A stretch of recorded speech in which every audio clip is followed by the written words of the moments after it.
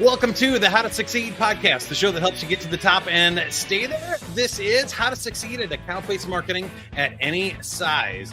I'm your host, Mike Montague, and my guest this week is Kerri Martinek, Head of Global Brand and Marketing at Sandler. She's been here for the last 3 years, and she presented this topic at last year's Sandler Summit. So I'm excited to jump into this, and if you haven't checked out the Sandler Summit, go to sandler.com/summit and register for this year's event, so you get to see all these cool topics like this. Kerri, welcome to the show. How are things? Hi, Mike. Thanks for having me on. I am excited to talk about account-based marketing today.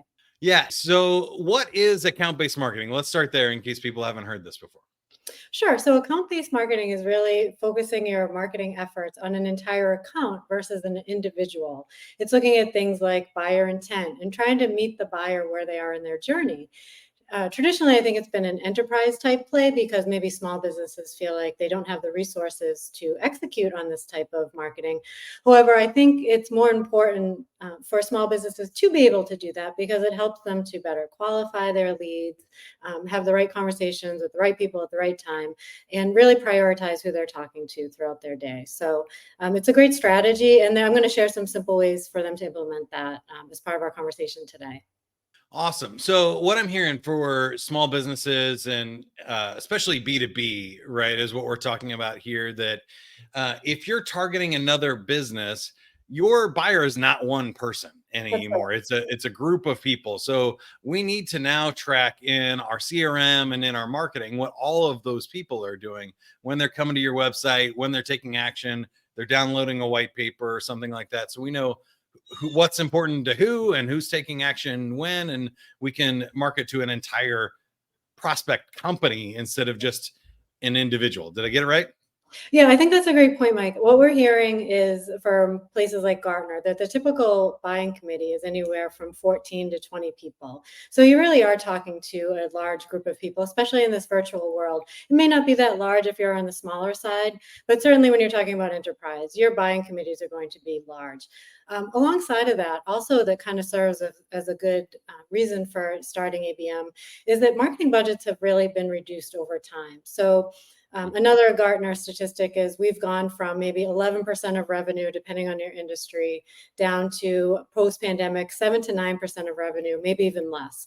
So marketers are having to do more with less money. So no more can you just do that spray and pray strategy where you spend as much media as you possibly can, hit everybody you possibly can. You really need to be more strategic in how you're spending your marketing dollars. And this was another reason why, in terms of Sandler's decision-making, why we decided to focus more on the ABM type strategies. So when we think about attitude here, we've mentioned several already that this is something you should be doing. It's a return on investment and effectiveness of our marketing campaign. Can you think of any other myths or misconceptions that people have when they think about ABM right off the bat that we should clean up? Well, first, that it's only for large organizations because it is, there are platforms out there that are really comprehensive. Sandler uses one, 6 Sense. It's really hard to operationalize, to implement, especially if you're small. So I think what maybe is a myth is that you can't do it. There aren't tools for you. When there are tools you may already have. A couple that I'll talk about later is a ZoomInfo. A lot of people have ZoomInfo or HubSpot. There are ways you can implement ABM strategies without having to invest in those giant tools. I think another attitude that has been challenging to overcome is the mindset of that one-to-one lead. So sales over time, for the longest time, has really been focused on who's the person I call, who's the contact, who do I have that relationship with, when really you need to expand that more to a full account. I'd say one more thing about that. It's a little bit of the paradox of ABM in that while you are expanding to an account, you're also needing to create personalized buyer experiences. So there are two opposite things happening there that you need to be able to think about at the same time. And that can be a challenge for people to really wrap their brain around that a little bit. Yeah, I think this will take us to the behavior bucket a little bit, but I'm also wondering about these target accounts, where they come from and how we get this list. Because I know with Sandler, we even struggled with, creating this dream list of like, oh, here's all the Fortune 500 companies we want to work with, Apple and Pepsi and, all of these versus like, this is really an ideal client mix of ours. These are the people that we call on. So where do these accounts that we're going to target come from most of the time? That's a great question. I think there are two separate pieces there. I think, like you mentioned, there are your dream accounts, which you're always going to have, and you should have. But then what you should also be doing is thinking about your ideal client profile. So think about your business and what does the ideal client look like for you? Additionally, think about who's already visiting your website, who's already taking the time to come learn more about you. One key way to do that is to be able to de-anonymize your web traffic. And again, I'll go back to simple tools like a HubSpot, or if you have ZoomInfo websites, try to take a look at who's already visiting your site and engaging with your content or your message or what you're selling, and really add those, start to develop that list, start to segment that list as a starting point for yourself. And I think you'll be surprised to see how quickly that list can grow over time if you start to make a genuine effort to track that. Nice. Now, when we talk about these different strategies here, doing the right thing at the right time, they're probably a little bit different if you have a $1 million marketing budget than if you're a small business trying to do it. So where should we start when thinking about ABM? So I think one of the key things about ABM, and perhaps another, not to go back to attitude, but we hear that buyers are doing 72% of their research before they even get to a salesperson. So what does that mean? That means that they're further down the funnel by the time they get to you. So with ABM, what you're doing is you're looking at awareness, consideration, decision, and then purchase. You're reaching the buyer where they are in their journey. So if they're coming to your website when they've already done 72% of the research, you want to be able to be right there at that time, talking to the right person, having the right decision, talking to the right person with the right conversation at the right time, because those are going to be your prospects that you need to talk to and will be more likely to, we'll call buyer intent, more likely to buy what you're offering. So I think the starting point needs to be further down the funnel. Don't spend your time at awareness. You can put materials out there. You obviously want to keep people entering into your pipeline, but you're better off as a salesperson prioritizing your leads that are further down your funnel. I like that. That makes a ton of sense. Now, what about some of these different actions again that we're going to do? So we start with the web traffic. How are we marketing to these people? I'm assuming everybody's using a ton of channels these days, from your email marketing list to having BDRs reach out to retargeting on Facebook ads and LinkedIn and stuff. What does it actually look like? What do we do in account-based marketing? So the key is once you do have your target list, once they've engaged and you've seen a specific level of engagement, I think it's important to use your tools that help you to automate the process. So as a salesperson or even a marketer, you don't have a whole lot of time to spend your whole day doing the chasing, the one-off chasing. So if you can use a tool like HubSpot that can do a lot of that automation for you, again, even getting back to that personalization. So the marketing team here at Sandler just had the opportunity to go to HubSpot Inbound, and we learned a lot about some of the new AI tools that HubSpot has. So their Breeze Intelligence, Breeze Copilot, their Content Hub, their AI-powered Content Hub. So if you can start to leverage tools to do the work for you so that when prospects do engage, you can start to leverage your automation tools. It doesn't have to be HubSpot, whatever you're using for your CRM. Try to build some level of automation in how you're talking to your clients, your prospects. One thing we do at home office is we keep track of breadcrumbs. So we take a look at where our prospects are visiting. So if we have a prospect, we start to see a team of customer success professionals visiting customer success pages on our website, engaging with customer success assets. We can put them in some sort of automated, what I'll call a workflow, which really just means a series of pre-planned or preset events where we can then reach out to them talking about the exact topic they're interested in. If you're using ZoomInfo, they have intent topics. You can see what people are visiting. You can set up, I want to know who's visiting for sales training, professional development, customer success, and really track what people are looking at, what they intend to buy, and then build out some sort of automated communication or engagement strategy so that you can further them down the funnel to the eventual point of having a discovery call with you. Yeah, and I wanted to highlight that discovery call because obviously we're talking to a bunch of sales leaders and salespeople here today. it has changed dramatically the information that we're giving, especially our enterprise reps, but even our local Sandler reps here. It's no longer just like this one person downloaded a white paper or filled out a contact form. It's like there were 300 searches for customer success. They 7 people hit the white paper. There's other intent and keyword information. Can you talk a little bit more about like what this like profile and dossier of information then you can have on the account when you first go to call them? Yes. And so this is why it's really important to have some sort of CRM so that you can track all of this. You'll want to know as a salesperson, and in account-based marketing, what the entire account is doing, but eventually you're going to have to call specific people. So when you call that person, you're going to want to know things like, what keywords do they search for? Were they looking at your competitors? Were they asking questions about pricing? Are they that far down where they're wondering about pricing? What kind of materials did they look at? Any questions that they ask? And imagine if you have all that information before you get on a call. So now you can prep to, first of all, have maybe any sort of objection handling or competitor type information so that you can immediately differentiate yourself without them even saying the competitor's name. You're already using your own value proposition in advance, talking about the topics, providing additional information already ready to send to them. So you get off the call and you send an email follow-up that has all sorts of relevant information that you discussed. It just makes the buyer feel, or the prospect feel like you've heard them, you understand them, you had the chance to build that rapport and really let the buyer feel like this was a personalized experience for them. It wasn't just a phone call where you went through your sales process bullet by bullet and they were just one of many. You made them feel like you actually viewed them as an individual and an individual customer.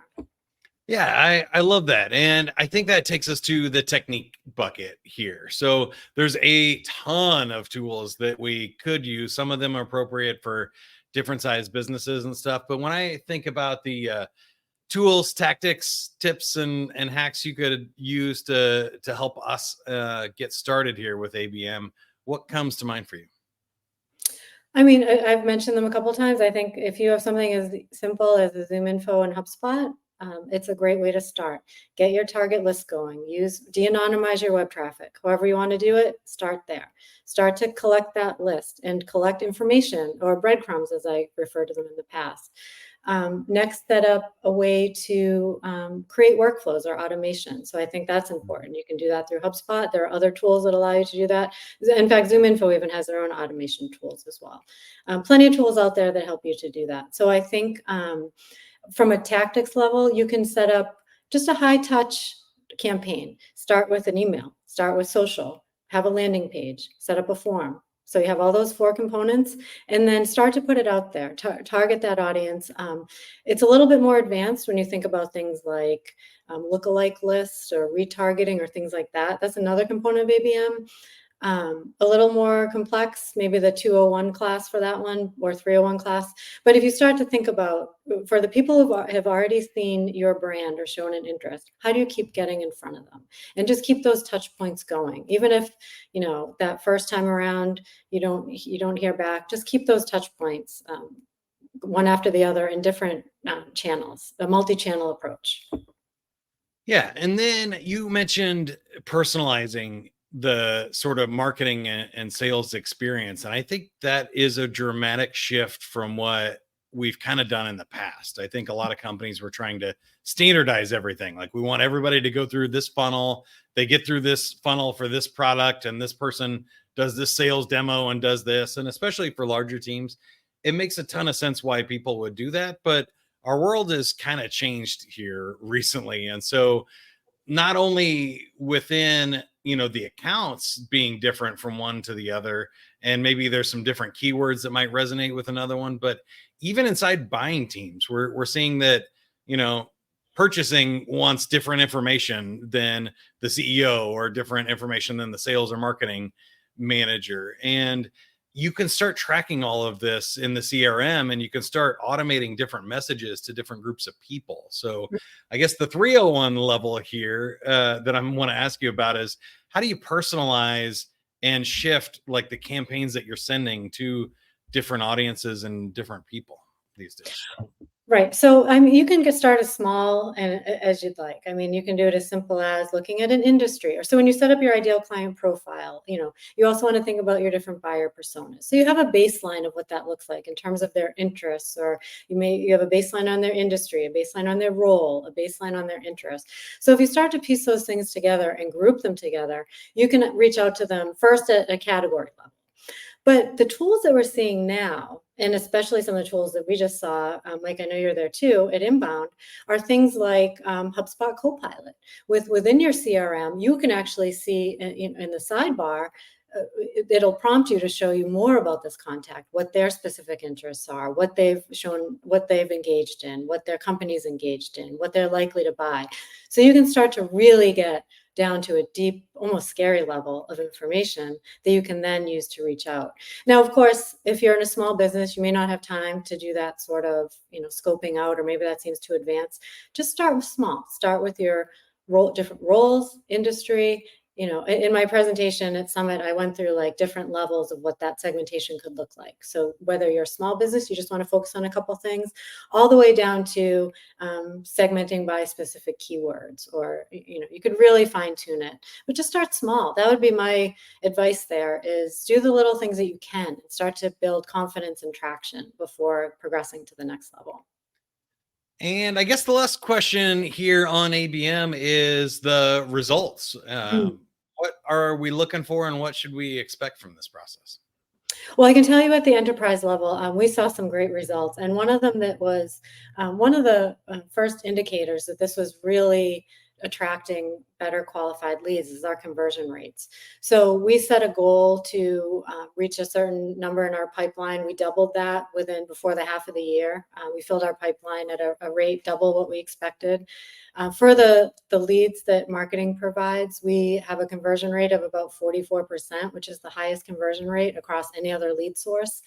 So we can see, preliminary indicators again, but we can see how the leads that we're bringing in not only convert, but they do it faster as well. We're getting them through the funnel faster because in fairness, we're reaching them further down the funnel. So that makes sense, right? You wouldn't expect to go from awareness to purchase, but if we're catching them at decision, it would make sense then to get them into purchase a little bit faster than we've seen. So some great results there. I think that's another thing, just in thinking about tracking this, like track your progress, see what's working, do some testing.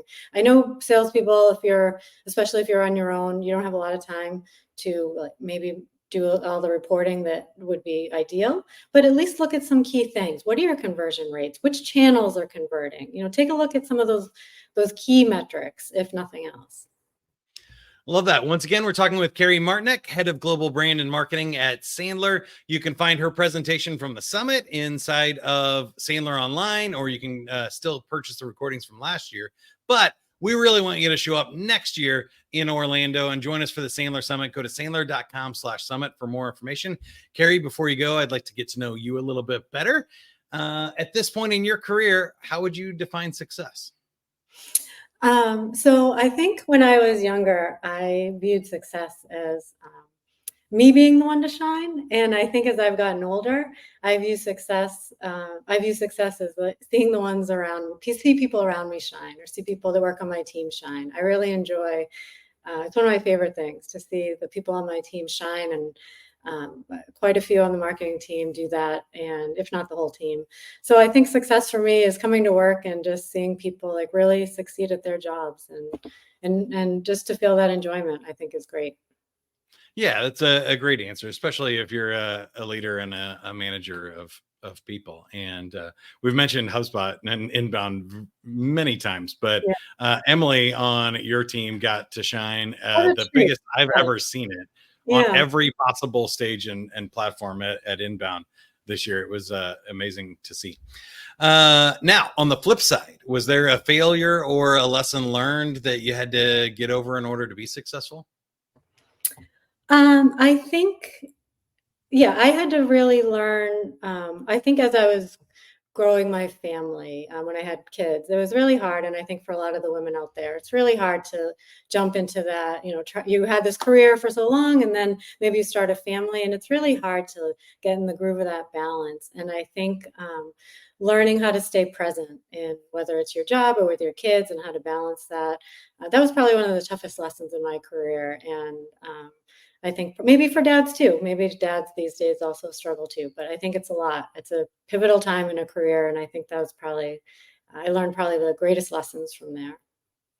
Yeah, I can appreciate that. I don't know what it's like, but I do feel like for everybody in our society, there's more, demands on our time and attention and stuff, and staying present is a huge lesson for everybody.